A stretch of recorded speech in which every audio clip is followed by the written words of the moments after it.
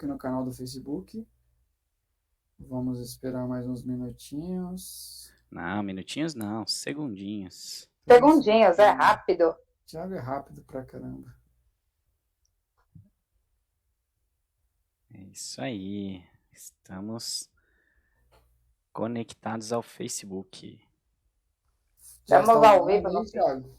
Estamos ao vivo no Facebook. Olá a todos, estamos novamente aqui no Sabedoria Podcast para mais uma live. Hoje estamos no Instagram e também no Facebook do Sabedoria Podcast. Estou aqui com o Thiago, como sempre, né, um companheiro de entrevistas aí. E então, estamos também aqui com a Fabi Nascimento, aí, a especialista em confeitaria. Tudo bem, Fabi? Boa noite, tudo ótimo. E com vocês, meninos? Tranquilo também. Tudo certo, preparados e ansiosos aí para conhecer um pouquinho mais desse mundo, maravilhoso mundo da confeitaria. É isso aí. O doce mundo da confeitaria. Pode ir lá mandar a primeira pergunta, Thiagão. Boa, vamos lá então para nossa sabatina de pergunta. Para você que está nos assistindo, compartilha aí com seus amigos, curta. E para você que está ouvindo sob demanda, já sabe, né? Já está acostumado aí com o nosso canal. Vamos lá então, nossa primeira perguntinha. Fabi, o que te levou a trabalhar nessa área? Vamos lá, então boa noite a todos, sejam todos bem-vindos aqui conosco. Para quem não me conhece, sou a chefe Fabi Nascimento e já vou iniciar respondendo a pergunta aqui do Thiago.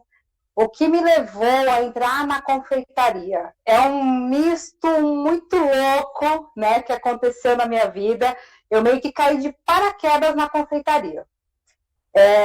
Eu tenho a formação em gestão de recursos humanos, né? Trabalhei na área de recursos humanos por 6 anos, algo que eu também tinha paixão em fazer. E, assim, infelizmente, um problema de saúde que aconteceu com o meu esposo, né?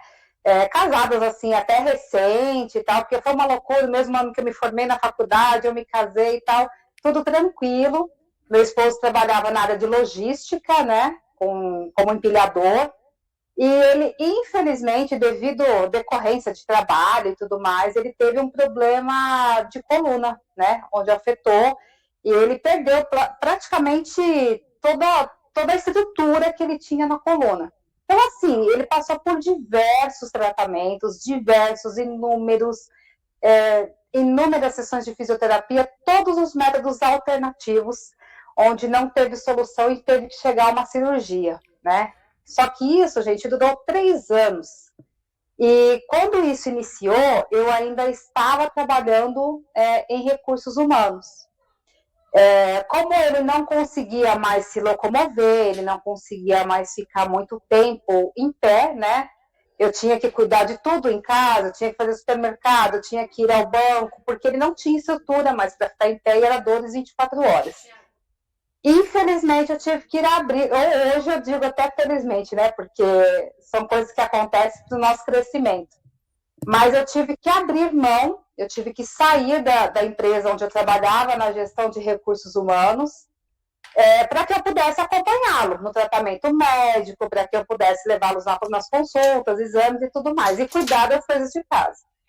Só que aí, meu povo, é aquilo, né? A gente está em casa, sem trabalho, e isso não pode acontecer, né? As contas não esperam, e a gente precisa se mexer nisso tudo. E a gente enfrentou, assim, uma barra pesada mesmo, né? Com dificuldade financeira, com todas as dificuldades que vocês imaginam. Porque quando a gente trata de saúde, a gente dá essa prioridade, mas, assim, acumula tudo, né? Então, assim, como já vem de avó, já vem de mãe, essa coisa de fazer um bolo para uma festa de aniversário, tudo muito familiar.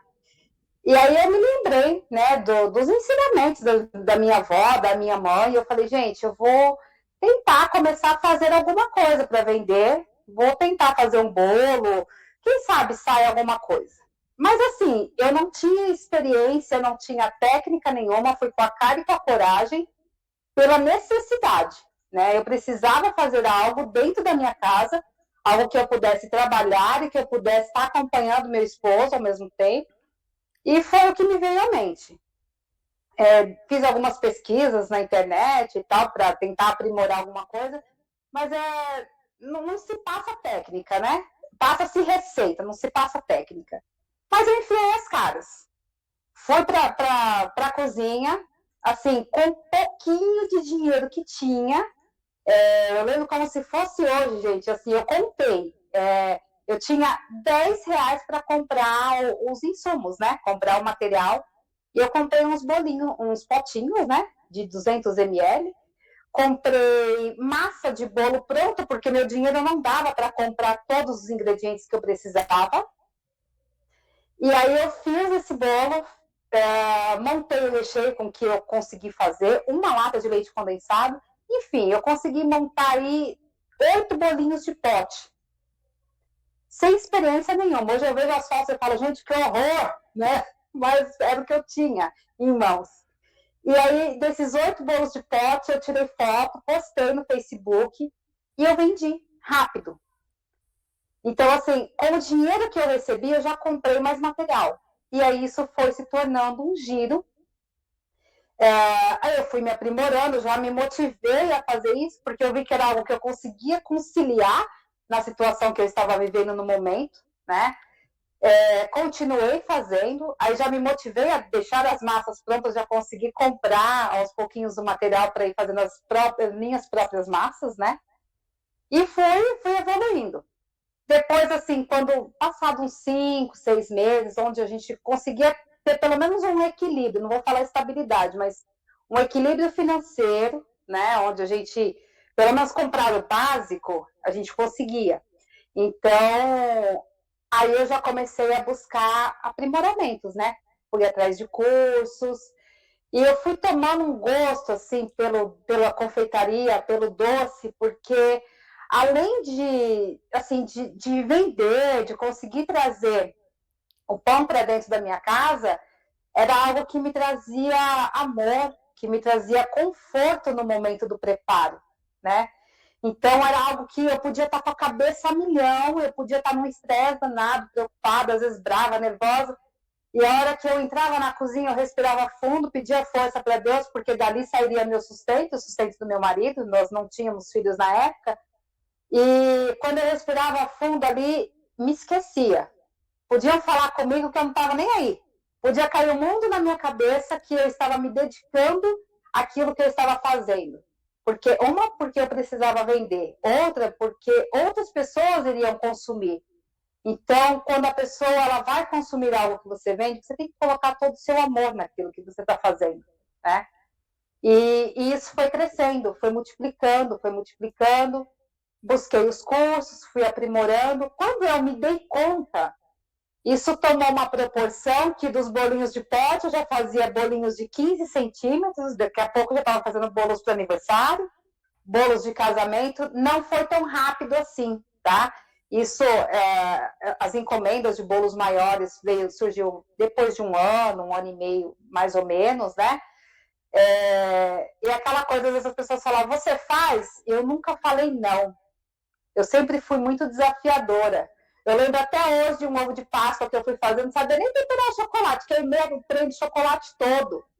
Mas eu nunca falei que não vou fazer. Eu podia errar, mas eu aprendi com os meus erros, né? Então, sempre foi tudo muito desafiador para mim. Entrar nesse mundo da confeitaria foi muito desafiador. O que eu procurava, assim, quando eu tinha dúvidas, eu não tinha a quem procurar suporte. Se eu procurava um chefe de confeitaria na internet, alguma coisa, mandava uma mensagem, ele falava, olha, vai lá e faz meu curso. Tá, gente, eu sei que eu precisava, mas naquele momento eu não tinha como fazer o curso. E hoje eu falo isso para os meus alunos, né? Eu falo para eles, aproveitem o máximo de tempo que vocês têm comigo, me suguem mesmo de informação, porque eu não tive suporte. Hoje eu faço isso com o maior carinho com eles, porque eu não quero que eles passem pela mesma dificuldade que eu passei. Então, assim, mas as minhas dificuldades serviram todas de aprendizado, que hoje eu levo nesse mundo doce, né, com centenas de alunos por aí espalhados, Depois das minhas encomendas, começou a vir cursinhos online. Na época que eu comecei com os cursos online, eu fazia só pelo WhatsApp. Depois vieram os presenciais, comecei a ser convidada por empresas, né? Fui chefe técnica de grandes empresas, como a Admix Aditivos, Cacau Telo, que é uma empresa de chocolates, Chocolate Show, os parceiros que entraram para me apoiar nessa causa, né? Mas tudo isso é fruto de muito trabalho, muita dedicação, muito esforço, muitas noites sem dormir, muitos choros. Quando eu errava uma receita, eu falava, mas eu não vou desistir, eu vou lá e vou fazer de novo. Muita persistência e coragem, gente. E foi assim que iniciou o meu mundo da confeitaria aí. Que hoje eu tenho muito prazer, muita gratidão a Deus por fazer parte desse mundo doce. Isso para mim hoje é um prazer muito grande. Por um pequeno contratempo, uma situação de problema de trabalho, fez toda uma reviravolta e te trouxe aí. E que legal, essa sua base também de RH deve ter te ajudado bastante por agora ser também uma profissional educadora, né? Tá trazendo aí conhecimento para as pessoas. E uma coisa legal para você ficar sabendo aí no Facebook, o pessoal tá participando com alguns comentários. Já tem espectador aqui dizendo que tudo que sabe aprendeu com você e usando aí essa situação. Gente, aí, ó. Obrigada. Muito Gratidão bem. mesmo pelo carinho. Hoje tenho, graças a Deus, assim, bastante seguidores. Mas é um trabalho de formiguinha, né? Eu brinco até com eles, eu chamo meus alunos de meus formiguinhas, de uma forma carinhosa. Mas assim, é tudo aos pouquinhos, e é o que eu falo, não importa a quantidade, o que importa é a qualidade, a forma com que eu passo para eles, é o amor.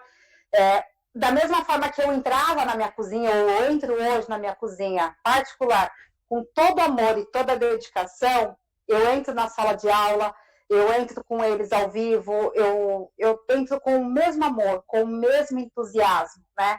Porque eu quero que eles tenham, hoje eles, assim, me vê como uma referência, mas eu quero que eles tenham essa motivação todos os dias, né?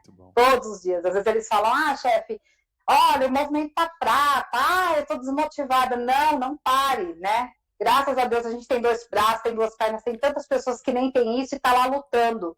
Então sejamos gratos por isso e vamos à luta, não pode parar.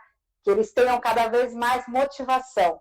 E eu fico muito lisonjeado quando eu recebo um elogio de um aluno falando que realmente aprendeu, que faz, que vende, que hoje mantém a família com as coisas que aprenderam comigo. Outros já montaram sua própria confeitaria. Olha, gente, é de chorar. Muitas vezes eu recebo os depoimentos e choro mesmo, que só a manteiga. Que legal. Fabi, e confeitaria, é só para doce ou para salgado também pode-se usar esse termo? Então, a confeitaria, ela vem do doce, né?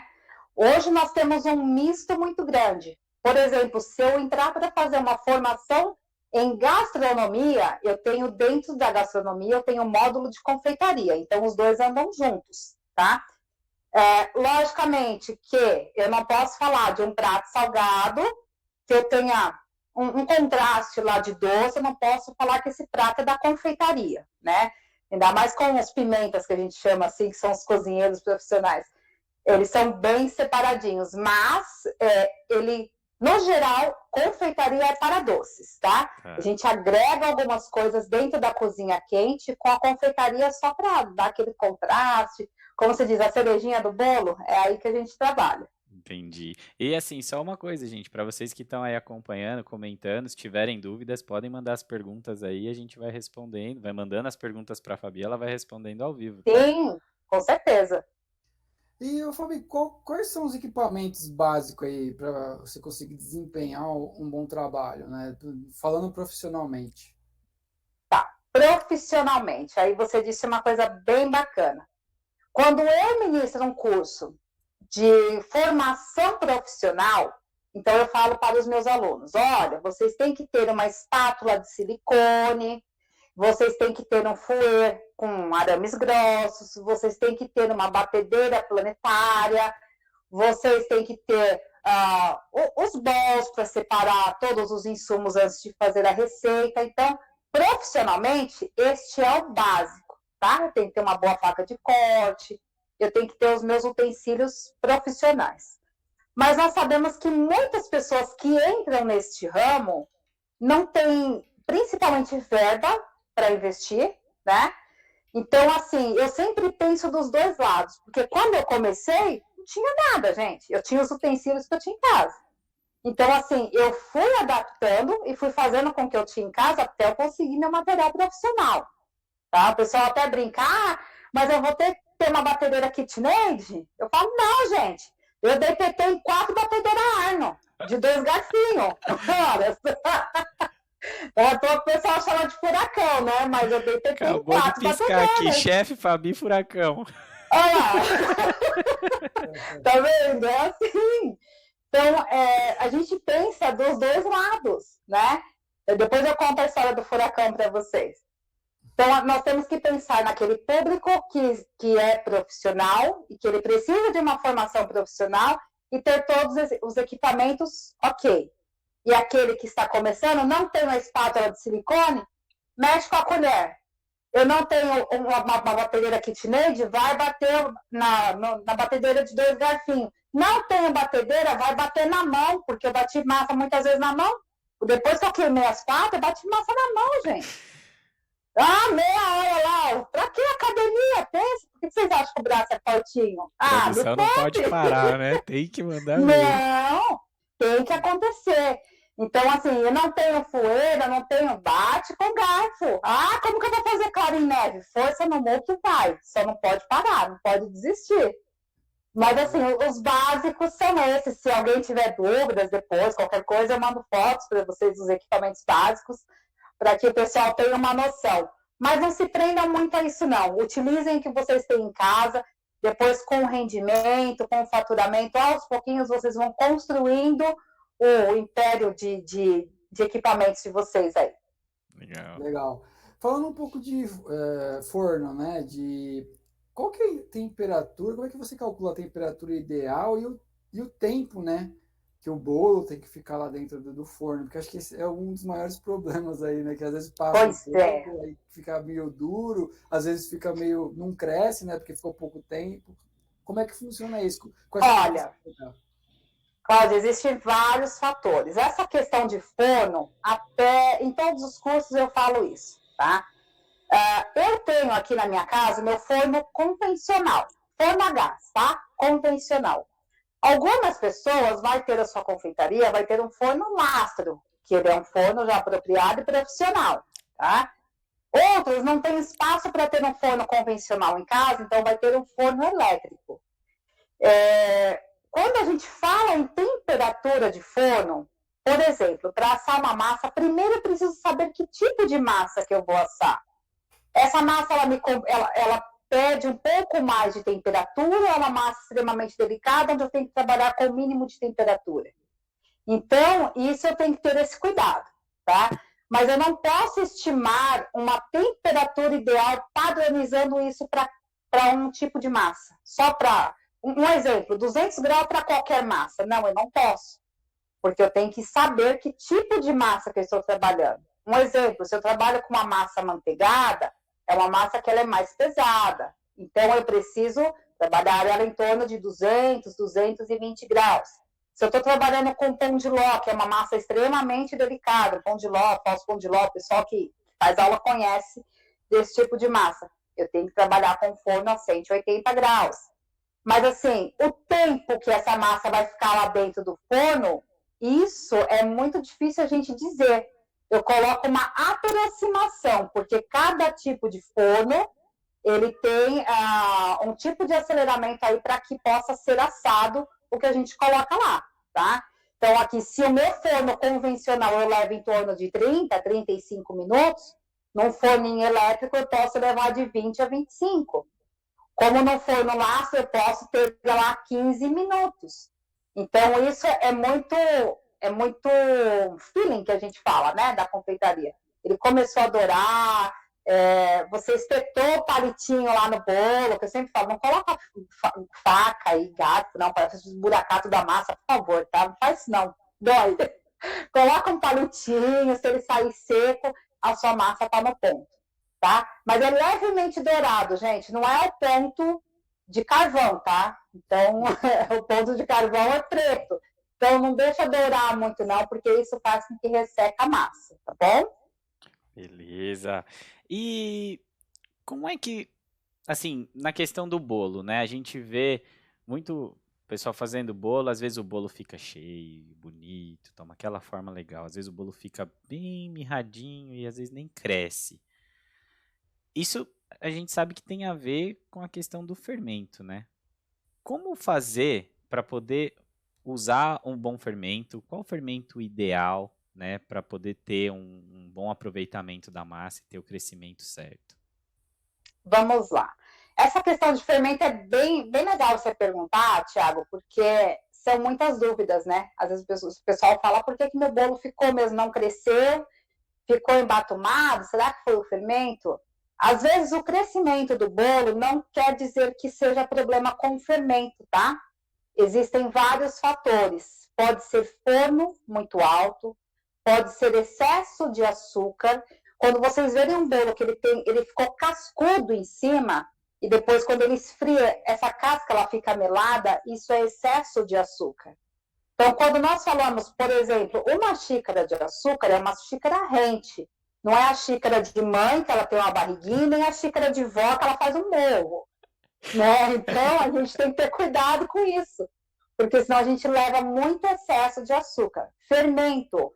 Então, assim, ele deu uma forma bonita. É uma colher de sopa, que equivale a 14 gramas, falando profissionalmente aí, exatamente, ou na quantidade em gramas, ou aquela colherzinha passada à régua, não é um morro de fermento, porque ele vai transbordar no meu forno.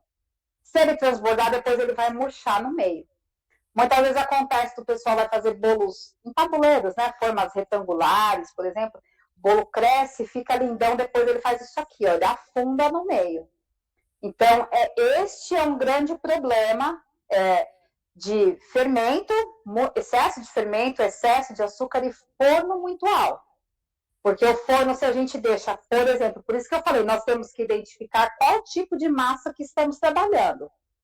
Se a minha massa ela cresce, depois ela afunda, o que aconteceu com esse fermento no forno? Ele ativou o fermento, o calor do forno, ele ativou, subiu, às vezes forma até aquela barriguinha no bolo, né? Então ele subiu de uma única vez, não cozinhou o bolo, né? Ele só fermentou e afundou. Então ali eu matei todos os micro-organismos, os micros que eu precisava de fermentação, tá? O bichinho do fermento, então, precisa ter calma. Colocou o fermento, uma super dica. Qualquer massa, seja ela uma massa leve, uma massa amanteigada, qualquer uma, faça todo o processo da massa e acrescente o fermento por último. O fermento não se deve ficar batendo na batedeira ou no liquidificador, é só para misturar na massa, depois a massa pronta. Misturou, aí você leva no forno, tá? Sempre o forno mais baixo possível, para quê? Para que esse fermento ele tenha todo o processo dele de aquecimento, de fermentação, e aí sim, o bolo ele vai crescer e vai ficar fofinho. Boa. Boa. Legal. Aí, assim, falando de recheio, né? Tem alguns bolos que tem duas camadas de recheio, 3, 4. Qual é a dica que você dá aí? É assim, bastante recheio deixa muito doce? Qual que é o ideal? Qual é a dica que você dá nessa pergunta aí? Vamos lá, o recheio ele tem que ser proporcional ao tamanho do bolo, né? Um bolo ele pode ter apenas 2 camadas de massa, já é bolo. 2 camadas de massa e uma de recheio, já se torna um bolo, tá? A partir disso, hoje virou muita tendência. Nós temos o drip cake, que são várias camadas de bolo, 4, 5, e hoje os desafios estão cada vez maiores, né? Até 10 camadas de bolo e 9 de recheio. Então, desafios muito grandes. Só que assim, nós temos que ter coerência, tá? Então, se eu tenho um bolo, um exemplo, se eu tenho um bolo de 20 centímetros de diâmetro, um bolinho redondo, eu preciso ter as minhas fatias, né, de bolo, pelo menos uns 3 centímetros de altura, e eu preciso ter para cada camada de fatia de 80 a 100 gramas de recheio. Não preciso colocar aquele... E o recheio tem que ser estruturado, tá, gente? Quando a gente fala de rechear bolo, a gente tem que ter cuidado com o tipo de recheio que trabalha. Não adianta eu colocar um recheio líquido, porque isso vai desandar. Experiência, a gente sabe disso. Pensa que eu nunca tive um bolo desandado? Imagina, quem nunca? Que confeiteiro que nunca teve? Então, a gente tem que ter muito cuidado com isso, né? Aproximadamente de até 100 gramas para cada camada, tá? Uma dica legal que eu sempre dou, quando a gente vai rechear o bolo, usar uma manga de confeitar. A gente corta a pontinha dela e a gente vai nivelando o recheio já com a própria manga. Porque se eu coloco na colher, então um lado fica mais alto, um lado fica mais baixo, um lado fica com muito recheio, o outro com um recheio fininho. Então, se eu uso a manga de confeitar, no corte aqui da minha manga, na pontinha, eu vou ter uniformidade nesse recheio do bolo, tá? Então, isso vai facilitar muito mais o meu trabalho. Legal. E assim, na hora de misturar os ingredientes, quais são as dicas que você dá? Quando você usa a máquina, o tempo, quando você usa a mão, o movimento, não sei. Quais são as dicas que você dá na hora de misturar os ingredientes? Então, aí a gente fala, voltamos naquele passo, né? Que tipo de massa que eu estou trabalhando? Eu tenho massa que eu preciso fazer, um exemplo, uma massa amanteigada, eu preciso fazer a emulsão dos ovos, né? Que é o batimento dos ovos junto com a margarina ou a manteiga, até que isso haja um clareamento, e depois eu vou acrescentando de forma intercalada farinha, leite, intercalando os ingredientes. Se eu trabalho com uma massa extremamente leve, um exemplo, um pão de ló, ele vai me pedir o batimento dos ovos por 10 minutos aí, no mínimo, né? Até brinquei essa semana, eu fiz uma aula online de bem casados, pessoal. E isso, às vezes, tem alguns tipos de massa que tem cheiro de ovo, não fica com cheiro legal. Isso é falta de batimento, tá, gente? Então, sempre que a gente vai trabalhar com uma massa leve, a gente precisa bater esses ovos, bater, até que esteja... Ele dobra de volume, ele enche o bol da batedeira, dobra de volume, tá?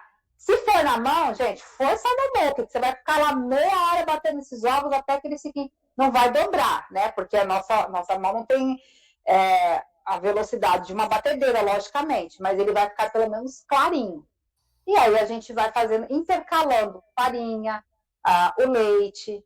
Então, aí, nessa questão de em que momento eu coloco o quê, vai depender muito da massa que a gente está trabalhando, tá, Cláudio? Não tem como eu precisar um tipo de massa aqui, mas vai depender sempre isso. Então, sempre partindo do princípio. Se alguém tiver dúvida depois, pode chamar que eu respondo, tem uma massa para fazer assim, estou com dificuldade, eu respondo na boa, tá?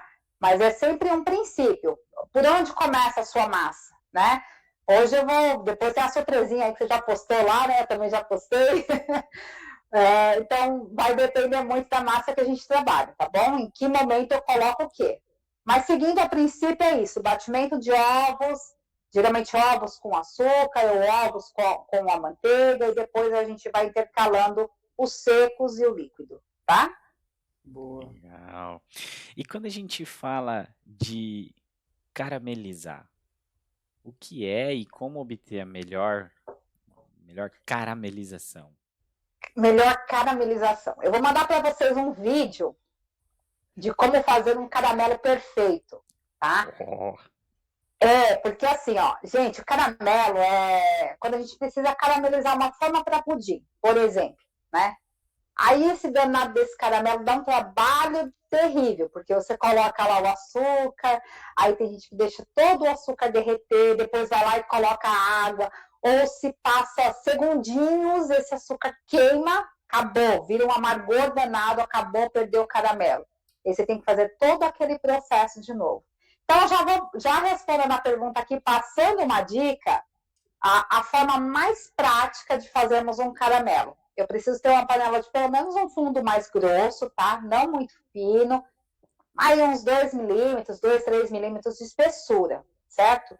Eu vou colocar o açúcar refinado ou o açúcar cristal, tá? dá para fazer também. E eu vou deixar esse açúcar derreter mexendo de vez em quando. Eu tenho um videozinho, até passo, depois vocês podem até postar aí para a galera. Eu vou mexer isso de vez em quando. Vocês vão ver que eles vai formar uns torrões de açúcar e já começando a ficar dourado. Esses torrões eles vão derretendo por completo, até que ele se torne na tonalidade de caramelo mesmo, tá? Que é aquela corzinha de guaraná que a gente fala. Feito isso, eu vou aos pouquinhos acrescentando a água. Então, eu coloco um pouquinho de água e vou mexendo. Um pouquinho de água e vou mexendo. Deixou ali, depois que finalizou a água, mais meio minutinho ali, uns 30 segundinhos, eu tenho um caramelo perfeito, sem queimar, tá? Então, é um método mais fácil. Faço questão de deixar o vídeo aí para vocês, depois com as proporções certinhas. Esse caramelo que eu faço dessa forma, vocês podem guardar em potinhos herméticos, tudo fechado. Ele dura aí por mais de 60 dias, fechadinho, tranquilamente. Então, quer fazer um pudim? Já tem o caramelo pronto. Vou lá e coloco na minha forma, tá bom? Boa, legal. E quando a gente está falando de cobertura de chocolate, aquela delícia em cima do bolo, que, nossa, principalmente um bolo de cenoura, né? Ai, Ai, será? né? Ai, será? Será? Como fazer assim uma boa cobertura? E aí eu vejo que cobertura de chocolate no bolo tem para todos os gostos, né? Tem aquela mais cremosa, tem aquela mais Sim. crocante, tem aquela mais meio arenosa, né? Como chegar nesses pontos e uma opinião sua, né? Qual é o seu mais preferido aí? Vamos lá. Gente, assim, ó, para qualquer tipo de cobertura, tá? Primeiro, estamos falando de cobertura de chocolate. Existe aí uma diferença entre chocolates, tá? Quando eu falo em fazer uma cobertura, eu estou tornando meu produto gourmet, né? Então, eu preciso trazer qualidade. Primeiro passo, precisamos identificar que chocolate comprar. Eu vou lá na gôndola e às vezes a pessoa vê lá, cobertura de chocolate.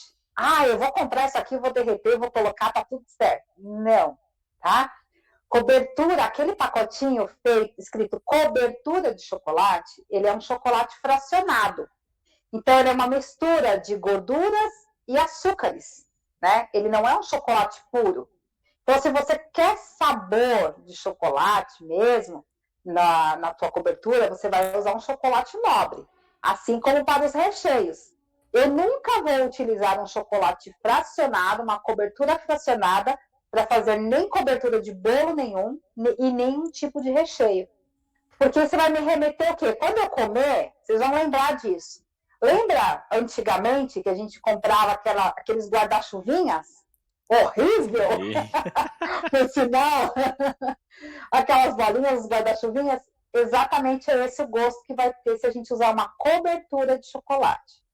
Então, se eu uso um chocolate nobre, ele não vai estar escrito, tá? Nobre. Existem várias marcas, mas ele vai estar escrito chocolate. Sem estar escrito cobertura, sabor chocolate, tá? Então, se ele está escrito chocolate, seja ele o branco, meio amargo, ao leite, enfim, o blend, aí sim, é um chocolate nobre, que a gente fala de boa qualidade. Que ele tem a manteiga de cacau e que ele tem a composição do cacau, tá bom? Tem o cacau em sua composição. Feito isso, maravilha. Aí nós podemos transformar em uma ganache de chocolate. É aquela cobertura mais cremosa, né? Que depois ela vai resfriando, ela vai ficando mais durinha. Mas quando a gente passa o garfo, ela ainda tá cremosa, tá? Ela perde um pouquinho o brilho, que foi aquela lá que eu mandei para vocês. Na hora que a gente joga, ela tem um brilho lindo. Depois ela seca, né? Fica cremosa, o brilho mais fosco, mas fica extremamente saborosa, que é a mistura do chocolate com creme de leite, tá? Agora, se eu quero uma cobertura mais crocante, aí já é um outro processo. Aí já é aquela cobertura de vovó. Lembram que aquela coberturinha que jogava e ela ficava sequinha em cima? Quando você mordia, parecia um açúcar? Essa é a cobertura de vó. Então, esse eu já uso um chocolate, 50% de chocolate em pó, tá? Ou até o próprio achocolatado, de boa qualidade. Trabalho com manteiga e leite. Levo ao fogo, deixo essa manteiguinha derreter, Ficou fluido, pronto, já joga em cima do bolo que na hora, e o açúcar, né? Joga em cima do bolo que na hora que ela secar, ela vai ficar essa coberturinha mais, um aspecto arenoso, né? Que nem o Cláudio falou, e ela vai ficar mais crocante. Tá bom. A gente sabe que os amadores aí, quando vai fazer bolo, né, e acaba grudando o bolo na forma, você vira a forma de ponta cabeça, bate no piso para ver se ele cai, aí quebra o piso, mas não desgruda. Por que acontece E o bolo isso? não sai, né? Vamos lá. Quais são as dicas? Por que acontece isso? Isso acontece porque nós precisamos colocar, untar essa forma, né? Nós só não untamos a forma quando trabalhamos com pão de ló. Não há necessidade. Ainda assim, por precaução, eu gosto de usar um papel manteiga. Então, hoje, nós temos a facilidade aí de várias formas, né? Então, eu posso untar a minha forma com manteiga ou margarina e enfarinhar com farinha de trigo. Maravilha. Se eu vou fazer um bolo de fubá, eu posso passar a manteiga, margarina ou óleo, né? Sem excesso na forma, e enfarinhar com o próprio fubá. Isso vai fazer com que a minha massa, ela não grude, tá? Mas aí, tratando-se de praticidade, profissionalmente falando, eu falo para os meus alunos que eu, particularmente, não gosto de untar forma com farinha de trigo, tá? Fazendo o processo de passar a manteiga e enfarinhar. Por quê? Dependendo da massa que a gente trabalha, o bolo ele pode encolher. Essa gordura que a gente coloca na lateral, ela faz com que o bolo dê uma encolhidinha. E fica aquela mais cascudinho do lado, né? Então, se a gente quer um bolo com aspecto molhadinho, com aspecto de umidade, aquele aspecto bonito, então a gente não utiliza essa farinha. Hoje, no mercado, a gente tem papel manteiga, que a gente pode revestir, principalmente as formas retangulares, quadradas, fica mais fácil. Ainda assim, dá trabalho cortar papel manteiga. Eu vou ser sincera, eu detesto cortar papel manteiga aqui. Quando eu preciso, quem corta é meu marido, eu falo, corta lá, porque eu não tenho paciência. Não gosto. Então, assim, por praticidade, no mercado hoje existe o desmoldante, tá? Não só para confeitaria. Esse desmoldante é vida. Ele não gruda. Você vai fritar um ovo, você pode usar o desmoldante, você pode usar ele na fritadeira, você pode usar ele nas formas. É um tubo spray. Traz para mim aqui para eu mostrar para eles, né? Um tubo spray, onde a gente só vai borrifar na forma. Não é aerosol também, para ficar a vida toda lá, tá? É só para a gente borrifar na forma e isso faz com que fique... Ó, não faz uma mostra marca, né? Vou tampar aqui para vocês verem, ó. Mas só para vocês verem. Ó. Não sei se dá para visualizar aqui, ó. Que ele é para panelas ideal e para tal. todos os tipos de formas e panelas, ó. Então ele não entra só na confeitaria, tá vendo, ó? Dispensa o uso de farinha e margarina. Tá vendo? Uhum. Então aqui, esse aqui eu gosto bastante, mas, gente, inúmeras marcas aí a gente tem no mercado. Tem esse, tem da Iceberg, tem da Mago. Olha lá, um sprayzinho aerosol, ó. Tá vendo? Então aqui a gente só borrifa na forma, acabou. Sem sacrifício, sem fazer sujeira com farinha e tudo mais. Né? Então, existem essas praticidades. Oi? E sem quebrar piso também, né? Sem quebrar piso, sem quebrar o bolo, né? Por favor. Mas aí não tem, isso rende pra caramba, tá, gente? Mas aí não tem, não quer usar o desmoldante, usa lá a manteiga, a margarina e farinha do método bem caseirão mesmo, tá? O importante é não deixar sem untar a forma, senão vai quebrar piso.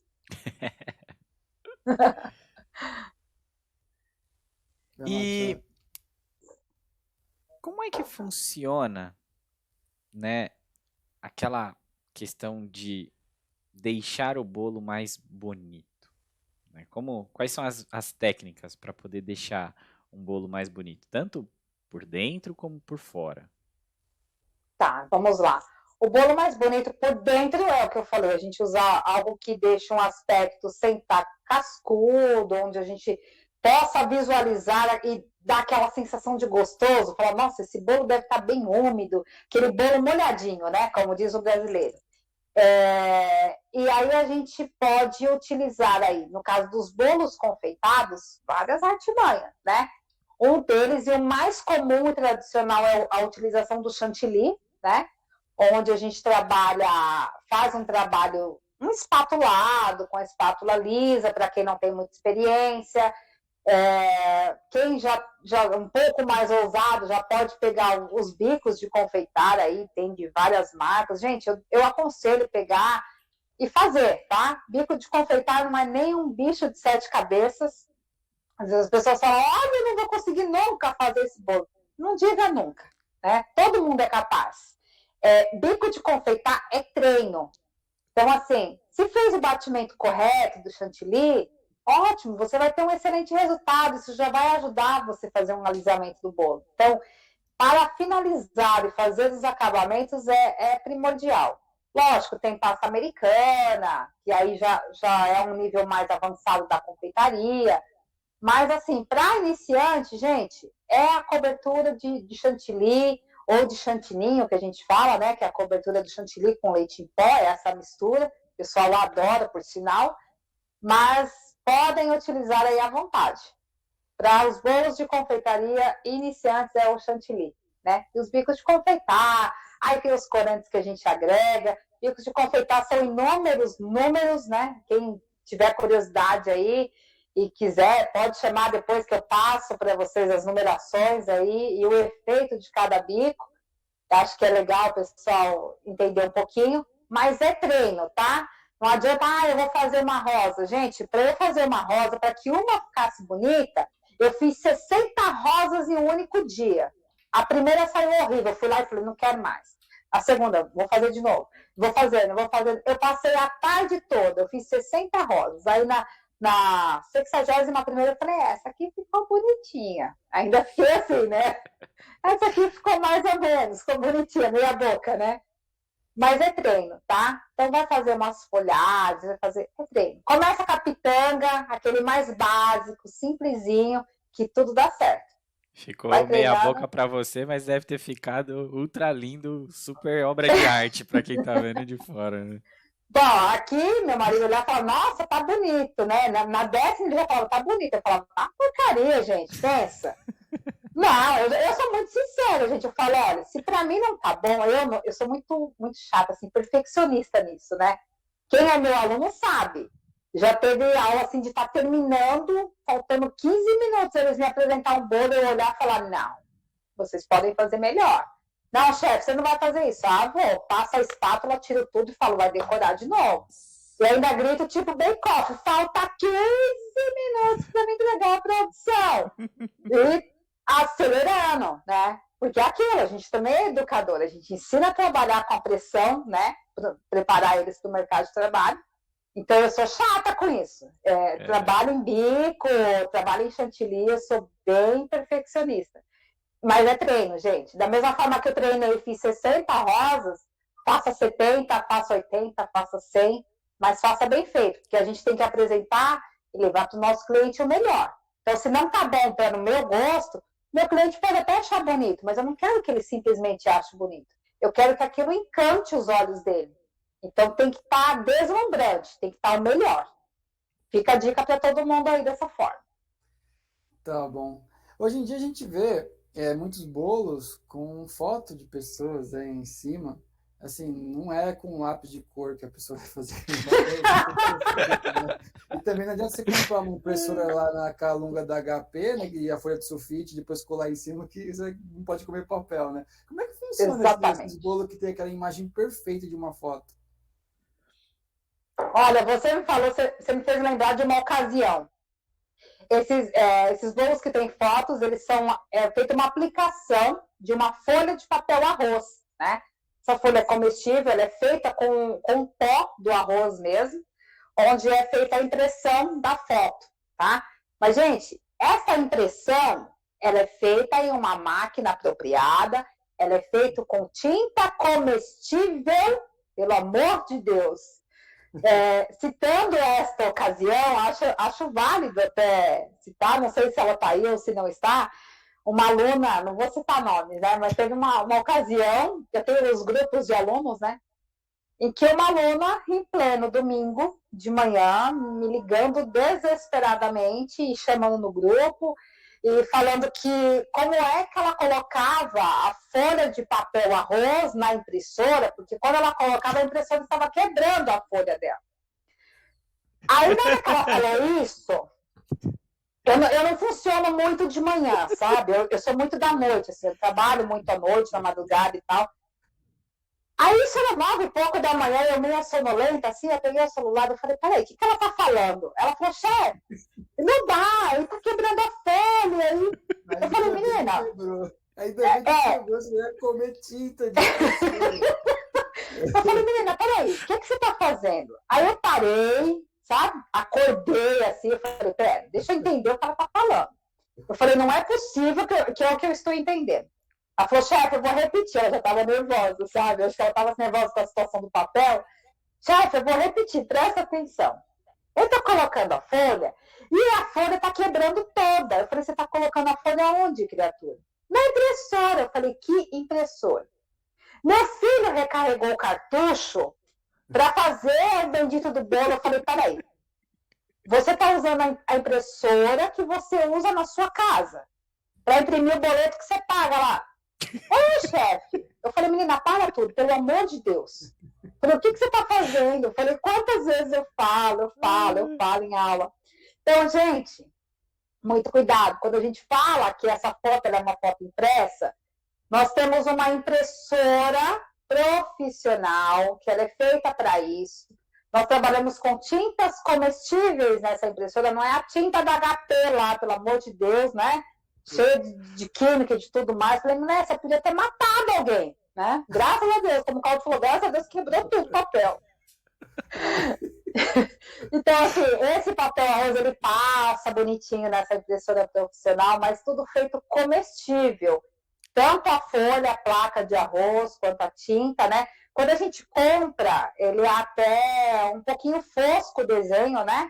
Mas quando a gente coloca na superfície, ele é aplicado sempre em cima ou de chantilly ou de uma cobertura de pasta americana, né? Existe toda uma técnica para fazer essa aplicação. Ele dá uma enrugadinha por ser a folha de arroz, né? Então ele vai absorver a umidade do chantilly e ele enruga. E é outra dificuldade que as pessoas têm. Enrugou tudo, vai entregar enrugado? Não faz isso, por favor. Vai devagarzinho, ó, pontinha de dedo, vai trabalhando em cima desse papel, ó, fazendo um movimento circular, delicado, bem delicado, como se a gente estivesse fazendo uma massagem no bebê. Não vou nem falar carinho no marido, né? Porque, né? Posso falar isso não. Né, a gente vai fazendo bem delicado, assim, movimento circular, e esse papel ele vai alisando. E aí a gente deixa, ele vai absorver essa umidade do chantilly e vai acentuar a coloração dele, né? Ele vai ficar com uma cor mais vibrante, tá bom? Então, só tomem cuidado nessa questão, não sai fazendo impressão e colocando papel direto no bolo, não, porque isso é tóxico. Faz mal, gente, não faça isso. Ai, que história, hein, Fabi? Que história. Olha, cada pérola que vocês não imaginam, gente. É uma loucura. Ô, Fabi, conta pra gente, como é que tá sendo pra você nesses tempos de pandemia? Olha, eu tô vendo muitos comentários. Mental. Então eu tô vendo muitos comentários aqui de alunos seus dizendo, olha, saudade das aulas presenciais, que saudade de ter aulas, e várias aqui, o pessoal falando dessa questão de você fazer as cobranças mesmo. Aí tem uma até que disse, até parece que ela é virginiana. Nem sou, hein? Tem muito comentário, gente. Muito obrigado aí pelos comentários. Vamos ver se a gente reserva um tempinho para ler alguns. Depois, Fabi, aí você pode depois acessar o post para ver. Tem até um que eu tô guardando aqui mais para frente, bem legal. Mas diz aí pra gente, como é que você tá lidando com Olha, isso? Tá sendo uma loucura, né, gente? Porque essa pandemia pegou a gente assim, muito, todos nós, né? Muitos desprevenidos, mexendo muito com o emocional de todo mundo, né? Já passamos mais de um ano aí, né, nessa pandemia louca. Eu acho que eu tenho sentido mais de uns 6 meses para cá, porque meu bebê ele nasceu 25 de fevereiro do ano passado, né? Ele fez um aninho agora. Então, querendo ou não, assim, eu estava naqueles cuidados dele, logo que eu vim da maternidade, uma semana depois que eu cheguei da maternidade, estourou essa questão de pandemia. Mas eu estava em casa, fechadinha com ele e tal, sem receber visitas. Até hoje, meus familiares, o próprio Cláudio, ele pode dizer, a gente não conhece, né? Um não conhece o filho do outro ainda, por conta disso. Então, todo mundo fechado, né? E eu não senti tanto esse baque. Continuei trabalhando, assim, de forma virtual, para quem era meu aluno presencial, na escola de confeitaria, né? No Instituto Gourmet, a escola ficou fechada, enfim. E eu já estava também no afastamento de licença maternidade. Mas quando deu meu período de volta, gente, começou a bater aquele desespero, né? Eu era coordenadora pedagógica da escola onde eu estava. Eu tive que abrir mão dessa coordenação, porque eu tinha que estar dentro da escola. Como eu estaria dentro da escola, correndo o risco de contaminação com um bebê em casa? Né? Então, eu abri mão dessa coordenação pedagógica, continuei com os cursos quando voltou, mantendo todos os cuidados, mas eu ia assim uma vez na semana. Né? Eu só estava com uma turma, período de 4 horas de aula, mas assim, gente, é um medo que eu acho que cerca todo mundo, né? Então, agora, eu dei uma parada geral mesmo com essa questão de aulas presenciais, até que as coisas comecem a voltar ao normal. Como eu disse para vocês, tentando manter a sanidade mental, porque a gente está em casa e a gente cuida de casa, cuida de filho, cuida de marido, tenta cuidar da gente, tem que trabalhar, tem que desenvolver conteúdo, né? Então, é um misto louco aí que a gente está passando. E o que eu estou fazendo? Eu tenho desenvolvido bastante aulas online, aulas particulares online. Tivemos 2, eu fiz uma de chocolateria, né? Desde o princípio, desde o início de tudo até a formação profissional, né? Até eles entenderem um processo mais profissional. Fiz de bem casados, está chegando um curso aí super quentinho de bolos caseiros gourmet do pessoal, porque o mês de junho, julho, querendo ou não, como tem essas festinhas junina, vende-se muito bolo caseiro, né? Então eu estou trazendo mais como uma releitura, estou montando outros tipos de curso, vai ter curso de doces finos, tudo de forma virtual, onde a gente eu faço dentro de um grupo fechado no Facebook e deixo esse grupo com acesso por 1 ano. Os alunos têm acesso por 1 ano nesse grupo. Então, assim, se eles forem fazer daqui 6, 8 meses, tiverem dificuldade, eles vão ter acesso, né? Okay. E eu acho que isso está sendo um diferencial, é algo que está agregando bastante aí, não só para os alunos, porque é que eu falo, qualquer um pode se tornar um aluno a qualquer momento. Né? Eu tenho desde quem faz para comercializar, como aquele que quer aprender para fazer para a família, né? Como a gente está todo mundo fechado aí, não, quero fazer, quero aprender, né? Vou fazer para a família, vou fazer na Páscoa, teve muitos aí falando, não, vou fazer para os meus netos, para meus sobrinhos. Então, é só a gente se mexer mesmo. E tem que ser assim, gente, a gente tem que ter criatividade e tentar, né, com o máximo de segurança, mantendo a segurança da família, e criar, né? O que a gente não pode é parar. Se eu parar, eu fico doidinha, né? O pessoal fala aí do furacão e é verdade, gente. Não dá, não. Eu sou ligada no 220, 24 horas por dia. É uma loucura. Glória que eu diga aqui. Mas é isso que, assim, passando essa questão de pandemia aí, é isso que eu tô fazendo. E quando tudo isso passar, a gente volta com as presenciais e vamos que vamos. Boa. Tá bom. Infelizmente está acabando o nosso tempo, temos 8 minutos. Assim, eu vou pedir para você deixar uma receita aí bacana, aquela receita que todo mundo gosta, que todo mundo vai comer e vai gostar. E eu acho que já postei uma foto lá, né, nos stories lá do Instagram e do Facebook sobre essa receita aí. Olha, gente, bem rapidinho, bem simples, embora seja simples, eu resolvi trazer hoje para vocês um bolo de cenoura, porque tem muitas pessoas que têm dificuldade com esse bolo. O bolo fica embatumado, o bolo fica duro, o bolo não fica fofo. Olha o que eu já ouvi de história de bolo de cenoura. É assim, incrível. Então, eu deixei, depois a gente passa para a galera a receita também. Uma receita muito simples de liquidificador, onde nós vamos utilizar aí 3 ovos, 3 quartos de... Eu não vou me lembrar direitinho. Pega aqui para mim, Dé. Traz o seu celular aqui para mim, por favor. Peraí que eu já vou falar, gente, que é muita informação, não lembro tudo de cabeça, não. É muita receita, vai que eu passo alguma proporção errada aqui, você não fica bravo comigo?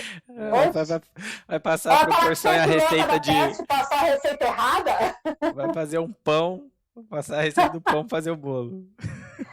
Porque assim, gente, confeitaria é muita precisão, então a gente precisa passar os ingredientes certinho, tá? Ó, vamos lá. Nós vamos precisar de 3 ovos, 3 quartos de xícara de óleo. Para quem não tem, pode usar 150 ml, tá? Vou deixar tanto em xícara como em ml. Vamos usar 1,5 xícaras de cenoura crua, picada, que equivale a 200 gramas, tá? 1,5 xícaras de açúcar refinado, 275 gramas. 1,5 xícaras de farinha de trigo, olha como é pouquinho, que é 205 gramas. E 1 colher de sopa de fermento em pó. O que a gente vai fazer? Vamos colocar no liquidificador os ovos, o óleo, a cenoura e vou deixar isso bater por 5 minutos. Eu preciso que isso bata para ter a famosa emulsão. Lembra que eu falei sobre ela? Então, eu preciso que esses ovos batam bastante. Passou esses 5 minutos, eu coloco isso para um bol, para uma tigela, para qualquer refratário. Acrescento o açúcar. Vou misturar até derreter totalmente esse açúcar. Acrescento já a farinha de trigo e o fermento em pó e vou misturar ali por 1 minutinho e ele vai para o forno. Certo? Cobertura, pega para mim, traz aqui para mim, o bolo aqui para mostrar para eles e o outro no forno. Cobertura, eu fiz uma aqui da minha preferência, como vocês perguntaram, eu fiz uma ganache de chocolate, meio amargo. Então, eu usei 200 gramas de chocolate nobre, né, que é chocolate puro, para 100 de creme de leite. Eu vou mostrar, eu separei uma fatia, mas eu vou mostrar aqui de pertinho, ó, a textura desse bolo. Eu não sei se vai dar para ver, tá, gente? Ó, vou chegar bem pertinho e fazer maldade com vocês agora. Aí. Olha aqui, ó. Ó, vou puxar para vocês verem a maciez, ó. Dá até dó de fazer isso, ó. Nossa. Ó. Olha a maciez desse bolo. Excelente. Baita sobremesa. Certo? Baita sobremesa. Deixa eu mostrar de pertinho agora, ó. Olha lá. Ó. A maciez, vou cortar, ó. Não precisa nem mastigar, é só engolir direto. Certo? Então fica a dica aí para vocês. Vou fazer uma maldade agora. Todo mundo aqui comentando já, uma enxurrada de pessoal falando maldade, gente, que maldade. Que maldade. Ó, deixa eu mostrar a cobertura aqui, ó, que ela ficou o brilho mais fosco, mas aqui, ó, ela tá cremosa, tá, ó. Se eu puxar, eu tenho um creminho de chocolate. Tá bom? Então, fica essa dica. Eu duvido que quem não consegue fazer bolo de cenoura, fala que o bolo fica solado, embatumado, faça essa receita, marca a gente lá nas redes sociais aí, pode marcar a Sabedoria, marca a Fabi, que eu quero ver vocês acertando. Impossível, essa receita não tem erro. Muito bom. Fica aí o desafio, hein? Fica o desafio para você que está acompanhando a gente. É isso aí. Fabi, terminou o nosso tempo aqui, vou deixar um espaço livre aí para você falar do seu trabalho, dos seus contatos, das suas redes sociais, etc. Fique à vontade para divulgar isso. Então vamos lá. Vamos pedir para o pessoal ficar atento aí às próximas datas, tá? Logo vem os novos posts, dos novos cursos online, né? Porque está sendo todos online agora, por enquanto. Quem tiver dúvida pode acessar o Facebook, como Fabi Nascimento Vieira, o Instagram, como Chefe Fabi Nascimento, ou Fabi Nascimento Vieira também.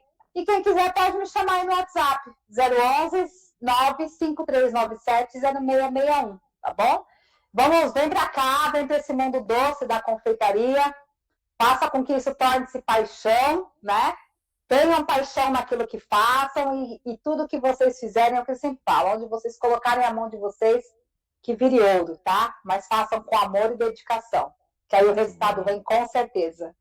Demais, demais. Fabi, muito, muito obrigado pelo bate-papo. Muito obrigado aí por essa energia boa que você trouxe.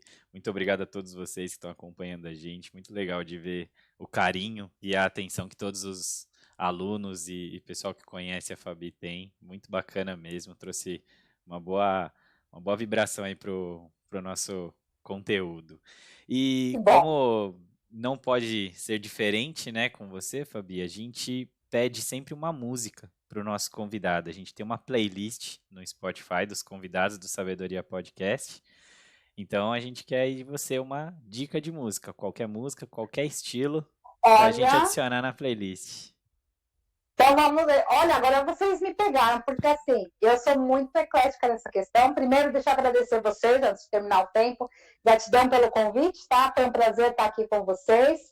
Agradecer a todos que participaram aí pelo chat, nos comentários. Depois eu vou ler todos com carinho e respondo vocês.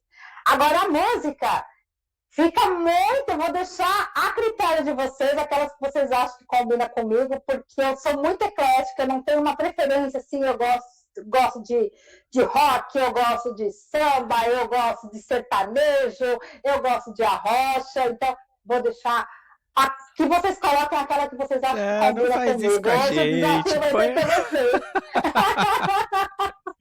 Hoje Tudo vai bem, ser o então. desafio de vocês. Vamos pôr Deixa a música, vamos a deixar para critério, você. porque só não coloca a música para dormir, não, porque eu não gosto. Eu sou agitada, eu sou ligadona. Então vamos lá. Tá A música bom, é bem então. legal. Deixa a critério de vocês. Com muito carinho, Maravilha. tá? Então tá bom, Beleza. Fabi, eu agradeço aí a presença aí e eu acho que acrescentou bastante informações aí no canal. Agradeço a todo mundo que participou aí da live. Agradeço ao Thiago e até a próxima aí. Até a próxima, Beijo pessoal. para Tudo de todo bom. mundo. Obrigada. Até. Falou.